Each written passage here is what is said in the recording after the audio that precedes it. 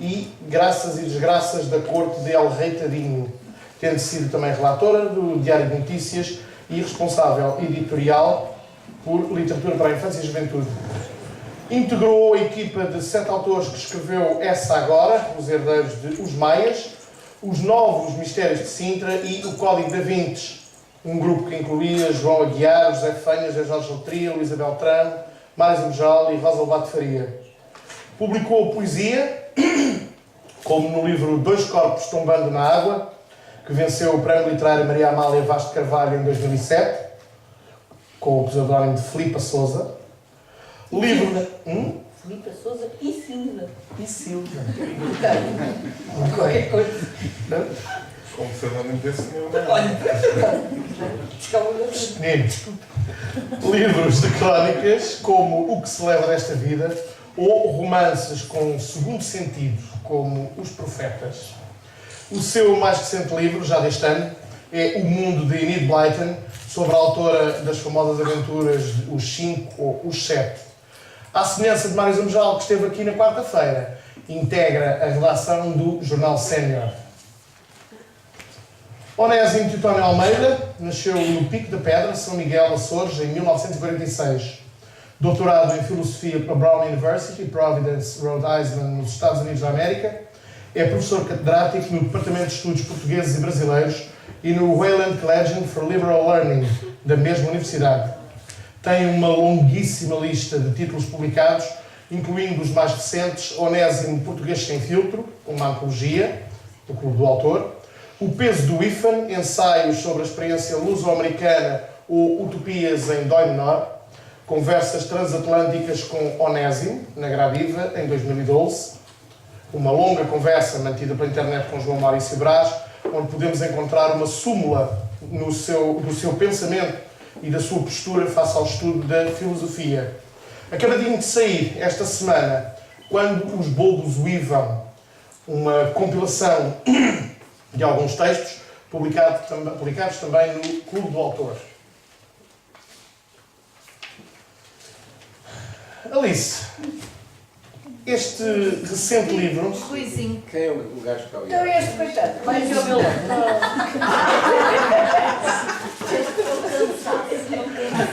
Ai, o Alzheimer, ai, o Alzheimer. Agora te Alzheimer. Ruizinho, nascido em Lisboa em 1961, escritor e professor no Departamento de Estudos Portugueses da Universidade Nova de Lisboa, onde leciona a cadeira de Literatura Portuguesa. Apresentou a tese de mestrado sobre José Vilhena e, como fã incondicional da nona arte, defendeu em 1998 a primeira tese de doutoramento sobre banda desenhada a ser apresentada em Portugal. Em 1990 foi leitor de português na Universidade de Michigan. Em 1984 publicou Pornex, a partir de uma exposição sobre pornografia que promoveu ainda enquanto estudante universitário. Isso é muito adequado ao dia mundial da criança. Há que começar com o pé direito. Estreou-se como ficcionista em 1986 com o Hotel Lusitano e desde então publicou 3 dezenas de obras entre ficção, ensaio, literatura para a infância, BD e teatro. Recebeu o prémio do PEN Clube Português pelo romance Da Vida Divina, em 2005, e representou Portugal em eventos como a Bienal de São Paulo, a Feira do Livro de Tóquio ou o Edinburgh Book Festival. Com António Jorge Gonçalves, criou as novelas gráficas Rei e A Arte Suprema. Entre os seus livros encontram-se títulos como A Realidade Agora a Cores, O Suplente, Os Surfistas, Dádiva Divina, A Palavra Mágica, A Espera, O Aníbal Leitor, O Destino Turístico, O Amante é Sempre o Último a Saber, Luto pela Felicidade dos Portugueses, um conjunto de crónicas nascidas nas páginas da revista SOS Saúde, ou o seu mais recente trabalho, A Instalação do Medo. Posto isto, Alice, este livro, O Mundo de Enid Blyton, mostra-nos uma autora de livros para crianças e jovens que tinha uma relação muito particular com as crianças e jovens. Odiava-os. Exatamente. Há uma passagem muito curiosa em que tu colocas aqui Muitos anos mais tarde, isto, a partir da investigação que fizeste sobre a figura e a sua vida, muitos anos mais tarde, num blog intitulado Europa Fórum, alguém escreve: quando eu era pequeno, o meu pai arranjou o televisor de Enid Blyton. Perguntam-lhe: e não foste com ele? Responde: não, tinha 12 anos e fiquei à espera dele na carrinha. Tinham-no avisado de que ela não gostava de ter crianças em casa. Não gostava de crianças. E ponto final. Que mulher estranha. Fala-nos um pouco sobre esta mulher estranha. Depois, por isso é que eu escrevi essa história, que eu, a primeira vez que me caí no colo uma biografia dela, que de resto é a única que existe. E já foi há muitos anos. Eu fiquei exatamente como tu, quer dizer, que mulher é esta que passa a vida inteira a escrever para crianças e para jovens e, no fundo, tem esta posição. Também não é só com as crianças, ela odeia toda a gente.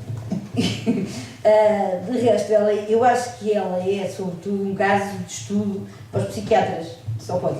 E de resto há muita coisa, há muita literatura de psiquiatras e psicólogos sobre ela, e há muito poucas biografias, como eu digo, há só uma. Ela tem uma vida, enfim, não é muito complicada, mas não foi assim muito feliz na sua infância, porque ela tinha uma grande ligação com o pai, que deve ter sido a única pessoa de quem ela gostou a sério. E o pai morre quando ela tem 12 anos, não morre, sai de casa quando ela tem 12 anos, coisa que ela nunca lhe perdoou, porque o pai sai de casa para ir viver com outra pessoa, tá? Ela nunca mais o falou, nunca mais o viu e cristalizou nos 12 anos. Ela, como diz um dos psicólogos, ela pensa como uma criança, escreve como uma criança, e aquilo cristalizar aos 12 anos é tão terrível que muitos anos mais tarde, quando ela tentava engravidar, ou quem teve uma filha, olha, para lhe fazer a vida negra também não era possível, mas pronto, mas quis, queria ter muito uma filha e fazer muitos tratamentos, até que houve um médico que lhe disse que ela tinha o útero de uma criança de 12 anos, porque ela cristalizou ali, e portanto é uma criança de 12 anos que escreve como uma criança de 12 anos, e não suporta, ela só escreve, ela só trabalha, e portanto tudo o que seja um entrave ao trabalho, uma perturbação ao trabalho, ela não suporta. As filhas que vivem no andar de cima, porque ela tem uma grande casa, no andar de cima se fazem um bocadinho de barulho, ela não dá vir cá abaixo e a tareia é de escova, portanto tem uma relação terrível com toda a gente, e portanto é uma pessoa que não tem nada a ver com aquele mundo idílico que ela mostra nos livros todos. De qualquer maneira, não, eu acho que os 5 e os 7 e as gêmeas e essas coisas todas influenciaram todas as gerações, de certeza, até agora. Há uma passagem que tu tens com a filha a falar, que é exatamente isso que estás a dizer, que é: só muito ocasionalmente descíamos à sala. Na maior parte das vezes eu era chamada para a minha mãe me bater por algum disparate que eu tinha feito. Lembro-me de, por 2 vezes, o meu pai estar presente, sentado na cadeira, diante dela, lendo o jornal. Eu gritava cheia de dores, porque a minha mãe batia-me com a escova do cabelo e a minha pele ficava vermelha. E o meu pai nem se mexia. Aos sábados de manhã, a minha irmã e eu íamos à sala receber a nossa semanada. Foi numa dessas manhãs que eu aprendi uma coisa nova. Foi uma coisa que uma das criadas disse e que me fez perceber que aquela mulher de cabelo escuro encaracolado e de olhos castanhos, tão diferente do meu ar de rata de água que me pagava, também era minha mãe. Ela diz mesmo isso, que só aos 5 ou 6 anos é que minha mãe. Burlesco, no mínimo. É terrível, mas a história dela, toda a história dela é uma coisa extraordinária, foge a todas as regras, foge a tudo, e depois consegue. Ela escreveu mais de 700 livros, e para além de escrever mais de 700 livros, ela tinha uma coluna diária numa série de jornais e revistas, portanto ela só trabalhava, mas tudo aquilo que era mau, ela ignorava. Quando rebenta a guerra, a Segunda Guerra, e a guerra em Londres foi muito complicado, como sabes, os bombardeamentos, tudo aquilo.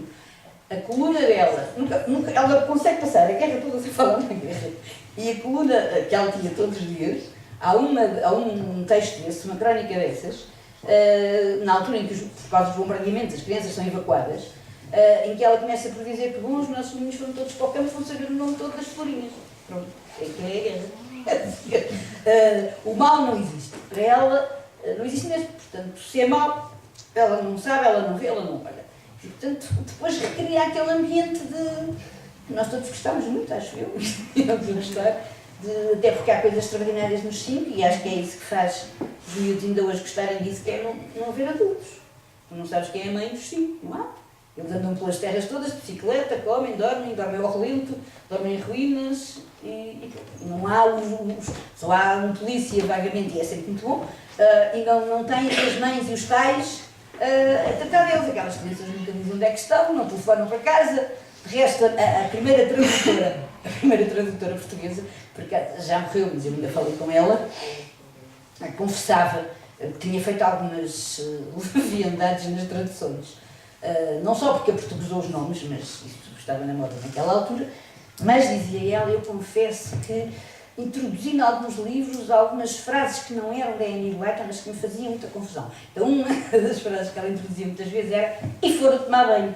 Ela disse que fazia muita confusão, que aquelas crianças nunca tomassem banho. De maneira que se fizessem quando entraram, foram tomar banho.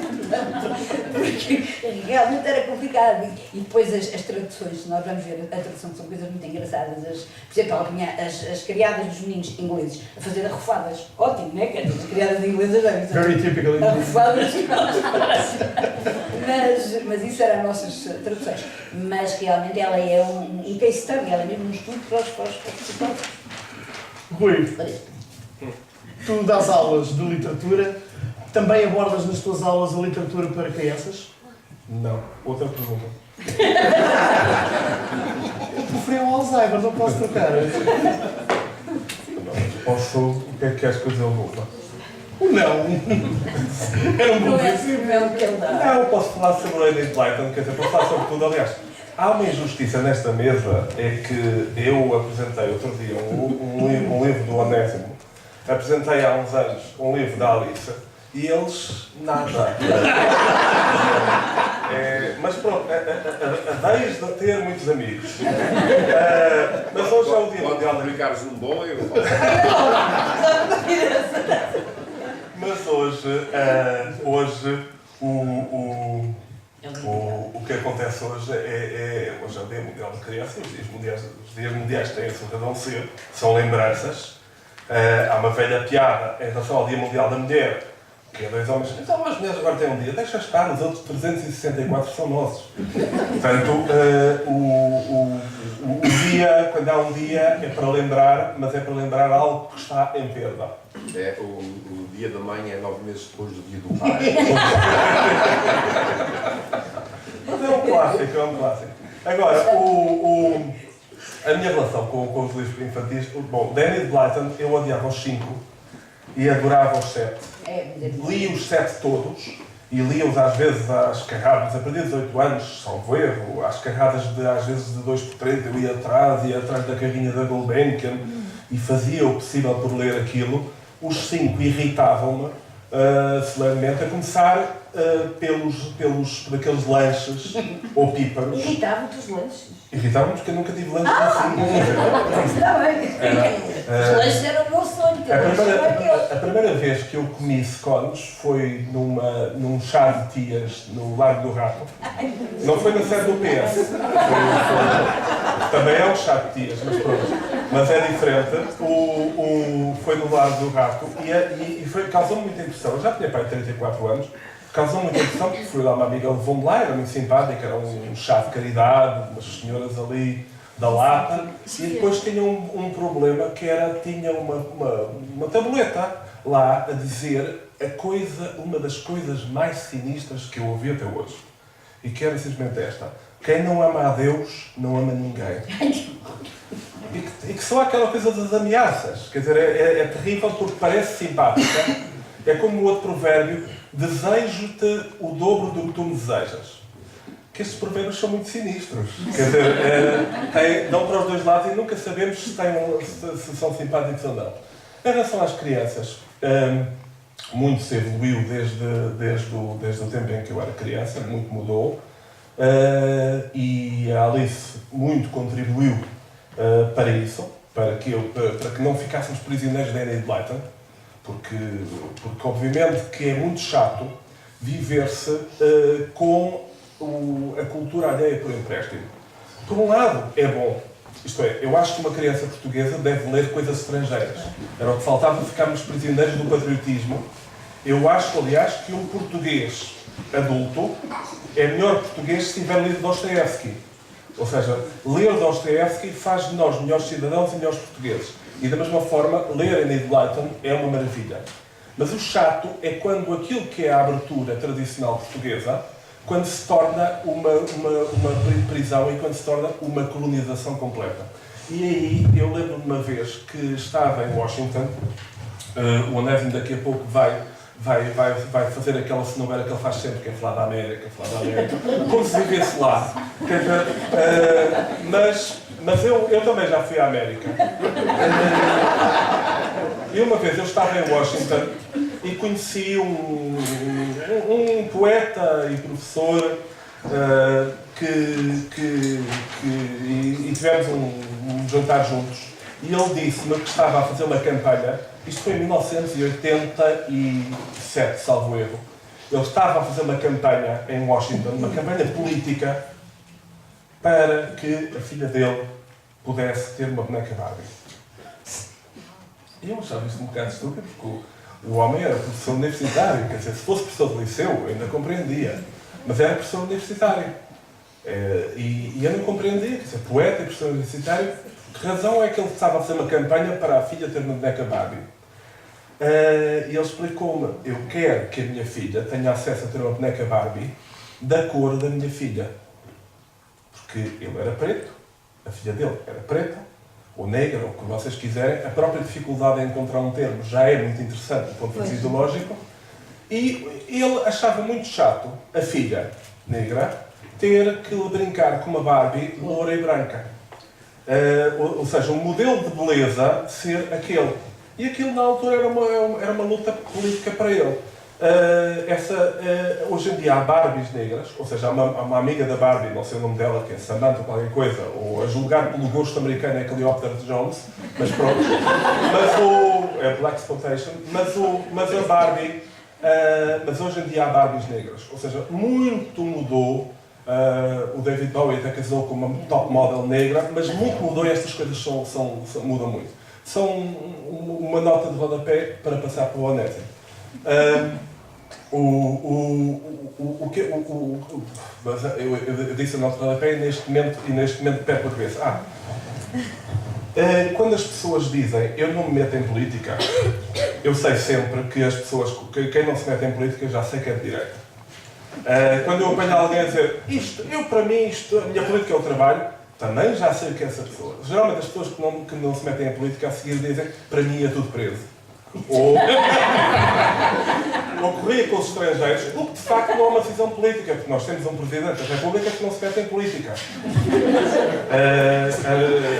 Anda lá numa coisa francesa chamada Ménage à Trois, a Nossa Senhora.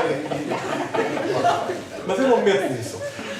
O que eu quero dizer é apenas isto, e provavelmente o Onésimo, se quiser, desenvolve ou não desenvolve, é que é isto, que é. Eu tenho uma definição de ideologia que é uma das muitas, mas é funcional, que é, há dois tipos de ideologia. A ideologia que eu tenho, ou seja, que eu acho que tenho, eu acho que não sou machista, e acho que sou bom pai, e a outra que é a ideologia que eu não sei que tenho, mas que tenho. E a ideologia não é aqui o partido X, a ideologia aqui é a constelação de valores que uma pessoa tem dentro dela. E que mesmo que diga que não tem, tem. Isto é, todos nós achamos isto bem, ou isto bom, ou isto mau, achamos estas coisas. Portanto, não são só as causas fraturantes. Portanto, em relação a várias coisas, a educação das crianças deve ser mais autoridade ou mais liberdade. Isto é ideológico. Ora, o que acontece é que a diferença entre aquilo que eu acho que sou e aquilo que eu sou vê-se desta forma. Eu vou dar um exemplo. Eu acho que sou um excelente pai, que estou sempre com os meus filhos. Isto é o que eu acho que sou. Agora, factos. Deixei sozinho em casa o meu filho de 13 anos. Portanto, está explicado essa parte da ideologia. A segunda, para mim, é muito importante. Nada é tão ideológico como os textos para crianças. Nada é tão político como as histórias infantis. Estão lá sempre, quando se diz aprenda a cuidar da terra, está ali um valor positivo que é cuidar da terra. Aprenda as anitas e tudo mais. Portanto, um livro, escrever para crianças é uma coisa muito, muito séria. E a seguir, então, eu gostava de falar disso e de tentar impingir o meu livrinho, que não está à venda, mas passo para o Onésimo. Onésimo, este livro, Utopias em Dó menor, são uma série de... O tema aqui não é criança, não é? Sim. O tema é ainda sou criança. Exatamente. Ah, vai chegar lá. Escolhemos bem que sim. E lá está. Escolhemos bem que sim.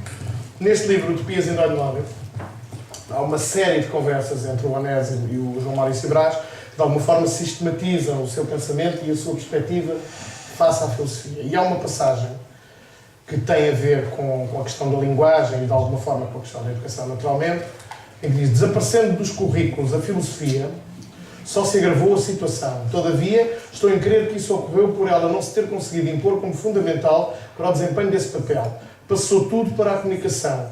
Preocupamos-nos imenso com comunicar e com teorias da comunicação. Porém, mais básico, fundamental mesmo, é ensinar-se às camadas jovens a pensar criticamente, a expor e a desenvolver ideias, a estruturar argumentos, a precisar o raciocínio.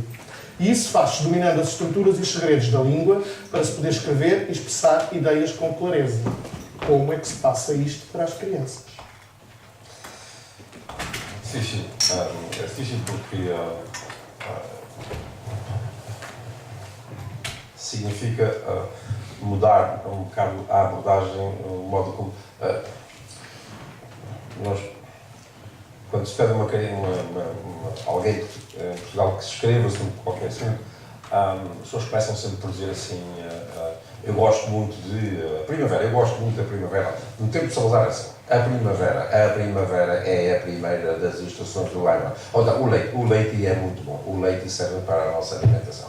Os animais que nos dão o leite são a vaca e a cabra. Na minha terra, o leite serve o leite serve para fazer queijo, manteiga e outros objetos de plástico. Os animais que nos dão o leite são o boi, são a vaca, a cabra. O senhor prior da minha terra também dá leite, mas é em pó. Ninguém percebe isso. Eu espero a Caritas, o leite em pó. Mas havia um modelo, depois veio a expressão da criança, a expressão de sentir. E é uma expressão, é muito bonito, as pessoas expressam-se, escrevem coisas bonitas, muito poéticas. E eu acho que depois as pessoas crescem nesse modelo, nesse formato. E depois têm dificuldade em distinguir. Há uma grande dose de subjetividade em tudo. E depois tem dificuldade em expressar-se, em distinguir o que é que são factos, ou pelo menos aquilo que é possível saber dos factos, e o que é que são opiniões sobre os factos. E isso acontece depois de ver isso nos jornais. É muito difícil as pessoas sentarem-se à volta porque vem de trás. Tentar. Vem de trás, portanto, começa na infância. Sim. E isso começa. Uma vez, eu colecionei durante muitos anos, lá vem o Rui vai dizer, lá vem o Onésimo com os Estados Unidos. Eu colecionei durante muitos anos os trabalhos que os meus miúdos traziam de casa da escola. E eram umas perguntas muito específicas. Uma história. O que é que foi? Quem foi? Ele disse o quê? Fez o quê? Por onde é que ele foi? Porquê é que ele não foi assim? E as crianças eram obrigadas a ler o texto com muito cuidado, porque as perguntas eram todas para eles lerem. Eles tinham que conhecer bem a história e entender bem a história para responder às perguntas. E só a última pergunta é que era: gostaste da história? Porquê? E só no final é que vinha um texto de uma criança portuguesa que começa a sempre dizer: eu gosto muito de... E é muito bonito, as crianças expressam poeticamente, têm uma facilidade verbal e fazem metáforas muito... E está muito bem, é uma fase para isso, mas depois também é bom ter isso, mas também é bom ter o outro, quando a gente está a tentar estabelecer, perceber um problema, perceber uma questão. Há que distinguir, se não se usa o vocabulário exato, não vale a pena, cada um intervém, diz as suas coisas, o outro intervém, diz as suas coisas, chega-se ao fim e não se chegou a nada, e na reunião seguinte, no encontro seguinte, volta outra vez, cada um diz uma coisa, o outro volta às outras coisas, e depois o que há é uma série de monólogos, e isso acontece na política portuguesa, eu vejo isto constantemente.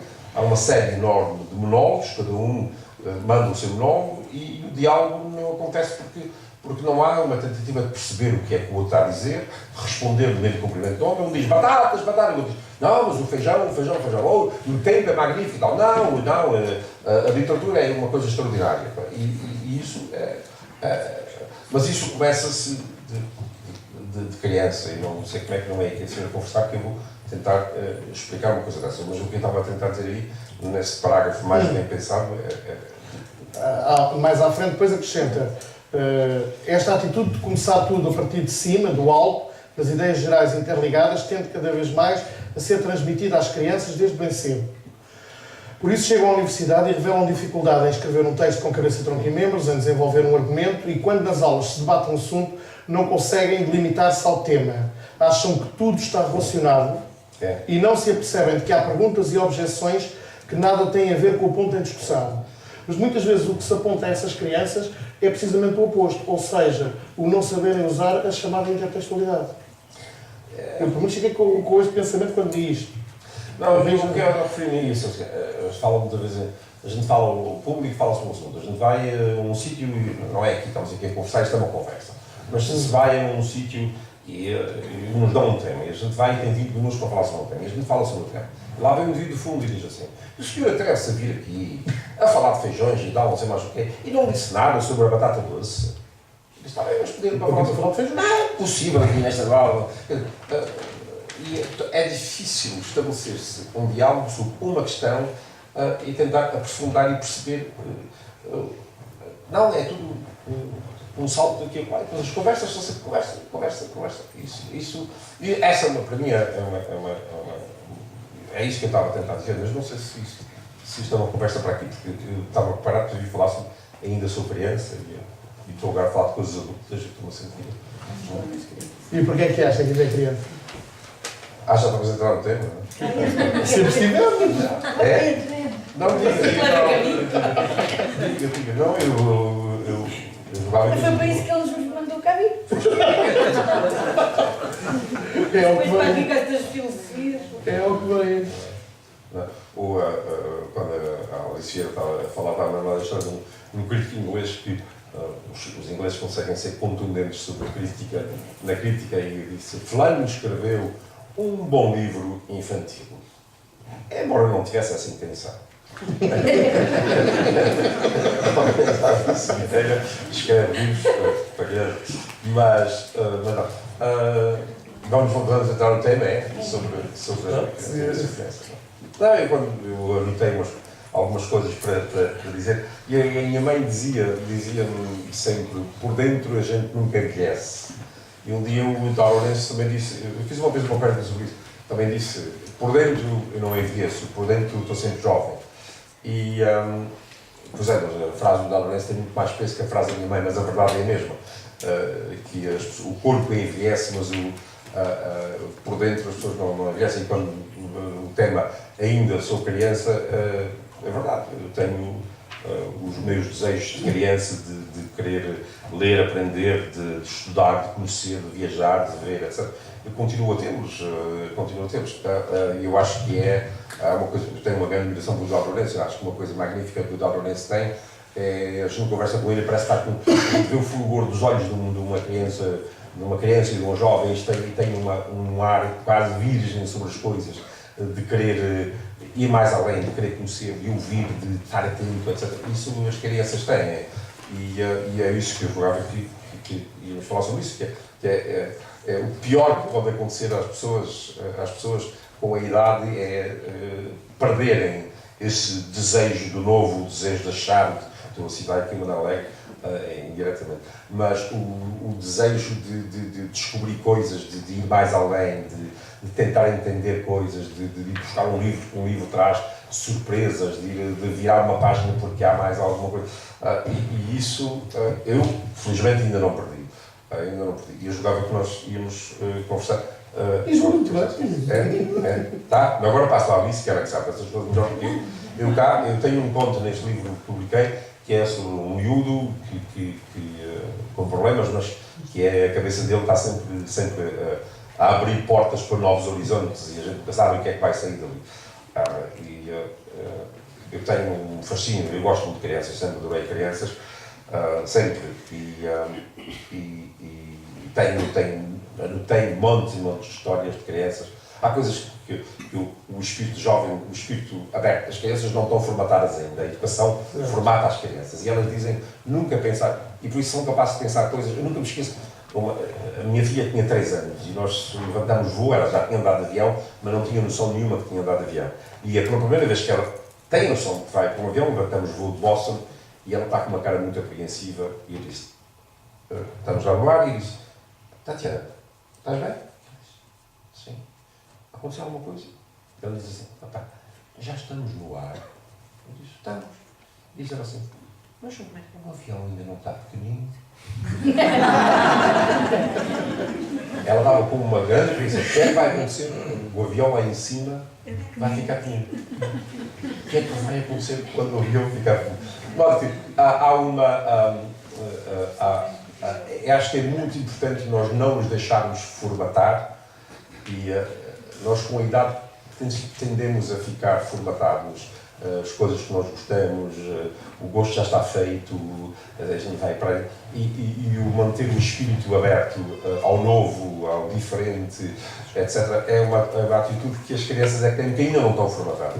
E quem, com a idade, apesar da idade, já tem muitos anos, e ter o seu gosto já formado e os hábitos, etc., etc., e ainda tem as janelas abertas para ouvir alguma coisa que é diferente, ler uma coisa que é diferente, viajar para um sítio onde nunca se viajou, etc. Eu acho que isso é isso que o Darwin e a minha mãe diziam, que por dentro a gente nunca envelhece, porque a gente não se envelhece quando a gente está interessado em alguma coisa que nunca fez e que nunca viu, que nunca ouviu, e isso ainda exerce um apelo sobre nós. É isso que as crianças têm, e quando uma pessoa de 70 ou 80 anos, que é o seu caso, tem essa... Essa sim, não. Está bom. Passa a bola para... E em que medida é que, para quem escreve, quer para jornais, quer para livros, esta postura de querer manter a frescura e a abertura de espírito é essencial? Pois, eu quando vi essa frase que tu mandaste para a gente pensar nela, que a gente pensa logo assim, é a pior frase que me podem dizer. Coisa de manhã, quando alguém diz a criança cai. Não há nenhuma criança em mim, é um adulto, ouça. Portanto, aquela ideia de que não podemos deixar morrer a criança que a gente cá tem, dá sempre mau resultado. Porque uma coisa é envelhecer, outra coisa é ser adulto. E, portanto, eu sou adulta, eu não sou uma criança. Quando estou a escrever para as crianças, estou a escrever para as crianças, mas sou uma adulta. Sou uma adulta que tem muito boa memória, que se lembra muito bem do que é que pensava quando era miúda, sou uma adulta que as entende muito bem, sou uma adulta que trabalho com elas desde sempre que tenho crianças e continuo a ter, e gente não ao pé de mim, mas eu sou adulta, não sou uma criança. Porque muitas vezes é muito mau essa ideia, e dá sempre mau resultado na literatura, de ser criança, quando já não se é criança. Portanto, isto é uma profissão. Portanto, nós quando estamos a escrever, e a escrita para mim é uma profissão, e portanto não pode ser exercida, uma profissão não pode ser exercida em criança, tem que ser exercida na nossa idade adulta. E portanto é sempre isso que eu me esforço por dizer, eu sou uma adulta, não sou uma criança. Nem sei se alguma vez fui uma criança, tive uma diferença tão complicada, mas pronto. Agora, isso é bom para eu entender as crianças que estão à minha frente, mas não sou eu a falar como elas, sou eu a dar-lhes voz e a falar como eu acho que elas falam. Mas o meu lado é diferente. Agora, o Ana falou aí uma coisa muito certa, que é a história da formatação. É evidente que as crianças, acho que era o Ricardo que dizia isso, que até aos 3 anos são todas gêmeas. E sabe, não há nenhuma criança, e nós todos temos filhos. Posso dar-me só um segundo, uma nota ao rodapé. Dizia-se nos anos 60 que o Américo Tomás, que quando era um menino prodígio, dizia-se, aos 4 anos já sabia o que sabe hoje. Mas é isso, se calhar era muito verdade. Porque até essa idade, sabe, depois entram na escola e ficam formatados e iguais aos outros. Eu durante muitos anos, o resto foi o meu primeiro trabalho, quando entrei para o jornalismo, tinha 17 anos, entrei para o jornalismo, viagem de Lisboa, e o primeiro trabalho que eu tive fazia a relação entre a redação e os membros do júri de um concurso que o Diário de Lisboa teve durante muitos anos, que se chamava o Natal Visto pelas Crianças. E aquilo era um júri de peso, era o José Gomes Ferreira, era o Mateus Araújo, a Alice Gomes, tudo bem, eu miudita a olhar para eles. E era extraordinário, porque a colaboração dos miúdos, até para aí aos 7, 8 anos, já era. A partir dos 11 era tudo igual, tudo igual, tudo igual. É que não havia uma coisa que se safasse, uma coisa horrorosa. Era tudo muito mau. E então, a Matilde Rosa Araújo, não sei se alguém aqui a conheceu ou muito perto, a Matilde tinha uma voz muito doce, muito mansa, tudo na voz dela era tudo lindo. E eu lembro quando nós chegávamos aos textos dos meninos dos 11, 12 anos, que não tinham graça nenhuma, eu lembro sempre do Zé Gomes Ferreira dizer assim, isso, a Matilde que leia, que é para ver se isso fica giro. E então a Matilde lia e aquilo era lindo, porque realmente está-se a matar, é aquilo que a escola diz, é aquilo que eles aprendem, e é muito difícil sair daí. Eu gostava de ser assim, muito otimista, como a Libanese, não é? Em relação àquilo que os meninos hoje desejam, querem, sonham. Não sei se os nossos meninos hoje querem muito ler, querem muito viajar, querem muito sonhar, querem muito... Não sei, eu acho que os nossos meninos hoje estão tão agarrados aos telemóveis, aos computadores e essas coisas todas, que se calhar os sonhos deles são outros. E por isso é que se torna ainda mais importante que nós sejamos capazes de os convencer que a vida também se faz em outros sítios e que aquilo pode ser bom, mas há outras coisas que também são boas, porque senão é muito complicado. Por exemplo, é muito difícil de fazer com que uma criança, um adolescente, digamos, se interesse ou faça um trabalho qualquer de pesquisa. Quando chegou a uma escola e a professora me diz assim, eles fizeram muita pesquisa, eu até tremo. Porque eu já sei, são 50 textos todos iguais. Aliás, há um episódio. Todos iguais, porque eles carregam no botão e pronto. E portanto, explicar-lhes que dá trabalho, mas que trabalho é bom e que nós estarmos a trabalhar e a tentar descobrir as coisas é bom e que realmente eles têm a sorte de ter todas essas tecnologias, mas têm de as saber utilizar, e isso é bom, é muito complicado. E voltando aqui também uma coisa que eu disse aqui o meu camaradazinho que eu estou de acordo, que é, e hoje falta muito, que é os meninos têm de ler autores estrangeiros. Quando eu era miúda, eu já fui miúda há muitos anos, quando eu era miúda, um dos meus netos, quando era muito pequenino, olhava para mim e dizia, nesse tempo ainda havia dinossauros. Ele fazia tudo entre havia ou não havia. Mas quando eu era miúda, nós só líamos coisas estrangeiras, porque havia muito pouca coisa portuguesa, ou era português traduzido, e havia a Condessa de Saúde, que é muito bom. Foi, como diz a minha filha, foi aí que eu aprendi a luta de classes. E a minha filha está sempre a dizer isso, foi na Condessa de Saúde que eu aprendi a luta de classes. Mas havia muito bons, mas nós realmente só íamos ir. Claro, depois aquela meia dúzia de meninos que tinha livro e que sabia ler, e não sei o quê, tínhamos a Dona Virgínia de Castro e Almeida, mas havia muito pouco.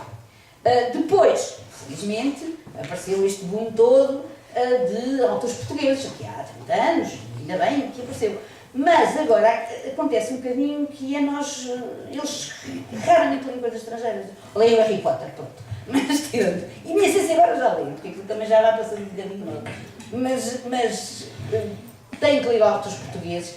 E depois, aqueles livros que, no fundo, como diz assim, que nos fazem sempre melhores pessoas, sei lá, a Ilha do Tesouro, tudo isso que nós líamos, os estrangeiros que se liam, já ninguém lê isso, faz muita falta. Ou depois já não têm tempo, depois já não é a altura de. E faz muita falta ter. Sei lá, ler o Dickens, esses autores estrangeiros que a gente também lia. Conseguir juntar as duas coisas, acho que era fundamental. Rui, neste teu livro, A Instalação do Medo, tu abordas diversos medos, digamos assim, é quase um catálogo de medos. E naturalmente também estão incluídos os medos da infância. Sim. De que modo é que eles nos acompanham depois? Bom, nós estamos a dizer o mesmo, embora de formas diferentes, ao contrário. A generosidade do João Morales é sempre infinita e, portanto, ele está a puxar um livro que é tudo menos para crianças. Mas que é um excelente livro. Quando aprendes a ler, Onésimo, podias... mas e há um catálogo mesmo. Quem é que tu escreveu? Pois é, isso foi uma rapariga muito simpática, por acaso, teve cá um dia. Mas o catálogo mesmo, a história do livro é simples, dois homens chegam a casa de uma mulher, em vez de dizerem minha senhora, bom dia minha senhora, vimos instalar a TV Cabo, dizem bom dia minha senhora, vimos instalar o medo. E vai ver que é uma categoria. E vai ver que é uma categoria. E a partir daí é o único elemento absurdo numa... E é um elemento absurdo, desde logo, uma pessoa tem que escolher aí se vai ou não vai ler o livro, no meio de depois um texto que se quer muitas vezes quase terra a terra. Aliás, muito colado aos clichês que se usa hoje em dia. Um dos primeiros medos que aí é exemplificado, que aliás é o intertexto mais longo, é precisamente sobre um medo de infância. E é uma história que eu acho... Um escritor e um professor não têm que inventar. O que tem é que descobrir a pólvora. Ou seja, isto é, descobrir a pólvora é chegar por meios próprios àquilo onde outros melhores e maiores ou iguais terão chegado noutros sítios ou noutros tempos. Portanto, o descobrir a pólvora tem muito mérito. Como professor, é o que eu desejo aos meus alunos é que descubram a pólvora. É o tal sair, pensar fora da caixa de que falava o Onésimo. E é isso que uma pessoa deseja, e aí há extraordinários professores. Há professores extraordinários que conseguem fazer com que a criança volta e meia pense fora da caixa. E isso vê-se às vezes. Há professores que de facto marcam e que às vezes só com uma palavra modificam a vida do adolescente. No meu caso, no caso do Onésimo, isso não acontece, porque nós damos aulas na faculdade já chegam estragados. Mas, por exemplo, eu tenho um orgulho enorme, o meu pai, que morreu há 10 anos, ainda hoje vem muitas pessoas dizer o seu pai foi meu professor de desenho e fazia desenhar. E eu tenho um orgulho enorme porque estou a fazer um documentário sobre o maior pintor vivo mais conhecido, angolano, o António Olé, e o cineasta Rui Simões disse-me, pá, ele passa a vida a falar do teu pai, tens fotos do teu pai, coisas quaisquer e tudo mais, porque esse homem diz, o professor Zinca foi a pessoa, junto com a minha tia, há sempre uma tia, que mais me influenciou, que fez com que eu voasse para pintor. E isso para mim é muito, muito importante. Ora, eu penso muito na infância, todos nós pensamos, nas minhas diferentes vertentes humanas, penso profissionalmente, penso amadoramente, etc. E cheguei a esta conclusão que é da pólvora, que há muitos anos, esta história que nós todos conhecemos, que é o pequeno polegar, que vai até à floresta. E ele vai até a floresta, depois deixa as pedrinhas ou deixa as coisas de pão, há a variante das pedrinhas, o que permite voltar com mais facilidade, há a variante das escórias de pão, que depois os próprios comem, mas basicamente o pequeno polegar é mandado pela mãe à floresta. A mãe criança está pelos ouvidos, é uma mulher cruel e horrível. É mesmo uma mulher do piorio, porque é uma mãe que manda o filho para a floresta para ser comido pelo lobo, ou devorado pela bruxa, ou cozinhado pelo ogro. Portanto, a mãe, geralmente é a mãe, às vezes é também o pai, mas outras vezes são os dois, mas é sempre a mãe, porque a mãe diz, olha, hoje vais para a floresta e vais para lá. E a mãe cruel manda o miúdo vai, e depois quando lá chega na floresta, aquilo é terrível. Tem que fugir do lobo, tem que fugir da bruxa, chega à casa da bruxa e está lá no caldeirão, está lá penduradas como chouriço uma série de crianças, aquilo é terrível, é agredido, depois faz isto, e depois, no fim da história, lá consegue, sabe-se lá como, lá consegue voltar a casa são e salva. E quando a criança chega à casa, sabe o que é que a mãe diz? Aquela mãe horrível e cruel, ela diz, já chegaste, não tem espanto nenhum, e diz, vai lavar as mãos e senta-te à mesa. E isto é. Ora, isto só me bateu muito tarde, mas bateu-me, quer dizer, isto é o que acontece a qualquer criança no primeiro dia que vai à escola. Vai para a escola, os pais cruéis deixam-no lá sozinha, ela não sabe como é que vai sobreviver aos alunos mais velhos, aos colegas mais velhos, às correrias do recreio, aos professores horríveis e não sei quantos, mas lá volta sem salva, e quando volta sem salva, os pais não mostram espanto nenhum para ela voltar a ser salva. Portanto, e eu fiquei muito contente quando cheguei por mim próprio a esta observação. E pronto, quer dizer, em relação à infância, eu acho que há duas coisas. Primeiro, é uma questão de saúde mental conseguirmos sair da formatação. Da formatação que nos é feita e nós somos um país extremamente formatado. A outro plano, a minha atenção enquanto escritor, enquanto pai e enquanto pessoa para as crianças é mais de observação, termos ouvido fino, olho vivo e ouvido fino, do que de imaginação. Eu acho que a imaginação para um escritor é a maior das tretas. E portanto é isso que eu faço.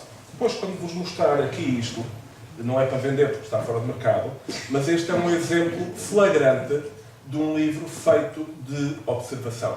Aliás, é plagiado. Mas pronto, mas passa. Ora, ensinar filosofia às crianças faz sentido mesmo que não se lhe dê esse nome? O filosofia tem um nome mau. Ensinar as crianças a pensar. E ensinar a pensar é ensinar a observar as coisas, a observar com atenção.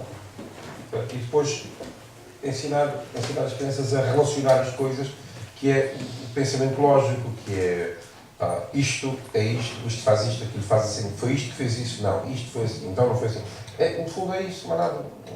Esse termo de filosofia, assim, é ensinar a pensar, só ir a pensar, observar as coisas e depois ver o relacionamento. E depois também ensinar-lhes assim, olha, agora estás livre, agora inventa isto. E é a parte da criação, da literatura, e perceber que há uma distinção. É verdade que nada é branco, preto. Há o cinzento, o arco-íris, mas as crianças perceberem que agora tu podes inventar, criar, estás à vontade. Mas agora, aqui não é ontem choveu ou não choveu, amanhã é... e as crianças devem... Eu acho, voltando à formatação, é importante formatar as crianças. É importante ensinar as crianças, acabem com a questão do cor ortográfico, decidam, de uma maneira ou de outra, mas digam, é assim, as crianças gostam de normas. Vamos jogar basquetebol, não é no meio do jogo, não se vai dizer assim, agora não é regra, não assim, vamos passar a jogar beisebol. Não é. É preciso formatar, mas também é preciso que as crianças sejam... No nosso tempo nós éramos formatados e parecia que o mundo era só assim e tinha que ser assim e era só aquela forma. Não, as crianças, aos poucos, quando forem crescendo, vão ser percebendo que aquela formatação que é necessária, há normas gramaticais, há normas comportamentais, e que não são únicas, que há outra gente...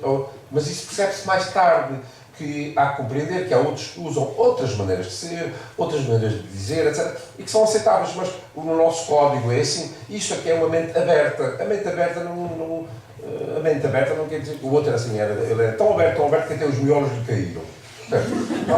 Não, mas há que ter regras. Posso jogar, voltando à metáfora do desporto, eu posso jogar hóquei, eu posso jogar futebol, as regras são aquelas, não é obrigatório. Quer jogar futebol? São essas regras. E agora, não acho que o futebol, que é a única coisa que há no mundo, há outras coisas, e seguem outras regras. E uma educação deve ser assim. A formatação, a criança, a princípio, só quer só um pormenor. As crianças que estão expostas a uma situação bilingue, em regra, só começam a falar aos 3 anos. Porquê?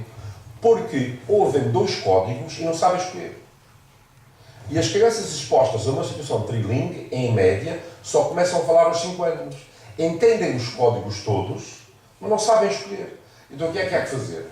Eu criei uma criança trilingue e ensinei, muito cedo ela falava, era bilingue, muito cedo trilingue. Porquê? Porque há que seguir, a criança precisa de seguir códigos, não se pode dizer, pode ser assim ou pode ser. A criança quer saber, é isto, é aquilo, é assim. A história tem que ser contada. E depois há uma fase em que se abre e começa a perceber que existem outros códigos, outras maneiras de ser. Uma coisa é manter o espírito aberto, mas há que formatar, há que ensinar a criança. E uma das coisas que há que ensinar a criança é ensinar desde muito cedo a pensar, a distinguir o que é real, o que não é, o que é imaginação, o que é...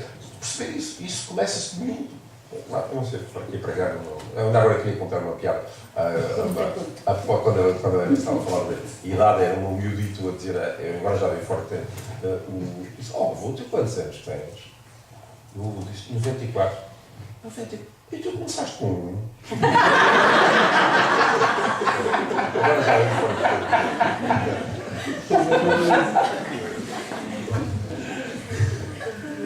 Alice, nesta questão da educação, da formatação, da construção da personalidade, onde é que fica o politicamente correto? que entre adultos é encarado e lida-se com ele de uma maneira, se calhar quando se trata de crianças tem que se pensar de outra forma, não? Quer dizer, para mim, politicamente correto, fica para o lado da porta que eu não ligo muito. E acho que nós não devíamos estar a pensar se é politicamente correto, se não é. A realidade é assim. É para sentir o âmbito inteiro. Claro, e a realidade é assim, fala-se com as crianças, eles estão inseridos na nossa realidade. E pronto, depois há aquela questão das palavras, ainda há bocado que falava no preto, não é? Eu tenho lá ao pé da minha casa, há uma escola de miúdos, e eles agora, devia ser para o dia da criança, fizeram um desenho muito lindo, que é assim, um grande coração encarnado, que em princípio aquilo é I love, não é? Eles escrevem lá, porque eles já sabem inglês, coitadinhos, não é? E escrevem isso, I love, e dentro do coração, I love pretos. Aquilo não sei se é científico correto ou não é, mas pronto, é o que lá está, coitadinhos. É que o outro dia, os argentinos que são muito orgulhosos, perguntaram a um argentino que estava a dizer,